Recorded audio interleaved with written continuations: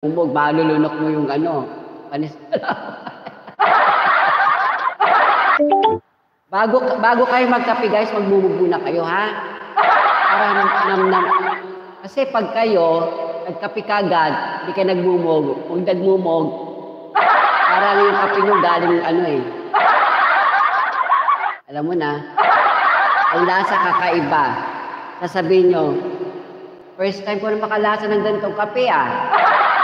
Namumog. Sa batibot, ang dami ko lang like. Grabe. Huwag ka munang tumayo sa higa. Mahiga ka pa dyan ha. Huwag ka munang tatayo. Riders for Life playingan. May harang ako. May harang. Bad to. Pag nagla-live tayo may harang. I-skip natin yung harang natin sa live kasi actually, ang ganitong senaryo, kaduda-duda kay White. Kumbaga sa bakit ka nagsasariling sikap, which is valid traffic ang tawag doon. Kaya, it's better pag kayo nagla-live at nakasilip kayo sa live nyo at nagja-jacket kayo. Siyempre, hindi natin maiwasan buksan ng live natin sa ibang browser or ibang cellphone para lang makapag-jacket tayo. However, kailangan din natin mag-ingat sa bawat ads na lumalabas sa live natin. It's better to skip ads, especially if you are already a monetized channel. Kasi isa rin yan sa tinatawag na invalid traffic. Mababaliwala din yan. Magkakaroon ka pa ng nung tawag dito yung pau kay Lolo White. Kaya much better ika nga obey the rules. Obey the rules of Lolo White para hindi ka paluin. Naku naman, yan na naman mga tang. Uy, salamat naman. Nakakatuwa ka naman. Yan. Iba ka. Ibang-iba ka sa lahat.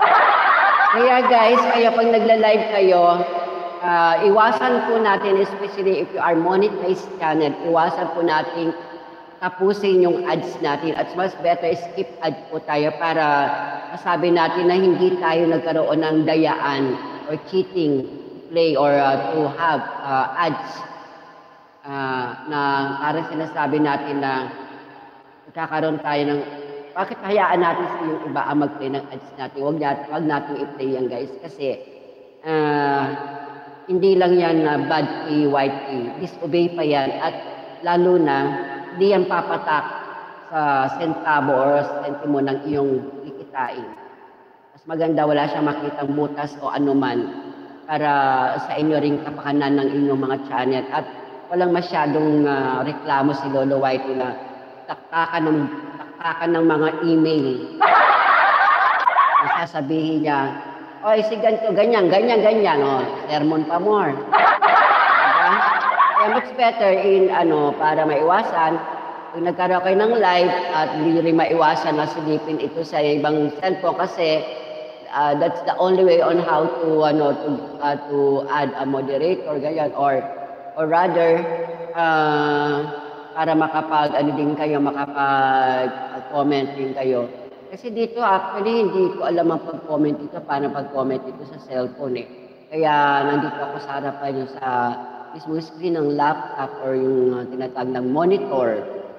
Diyan ko lang nilalagay ang aking pag-comment at saka yung pag-jacket.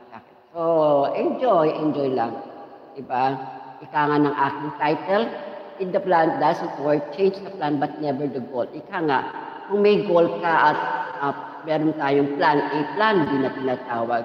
So, kailangan din natin pumokus kung alin ba yung much better na plano sa ating plan A ba or plan B. So, nandiyan yung tatawagin natin na pros and cons. Pros and cons, ibig sabihin po niyan, yung pros, kung ano ba yung mga positively na mas makakatulong, helpful, deserving na yun ang gawin mo. O yung cons, yung mga magiging consequences.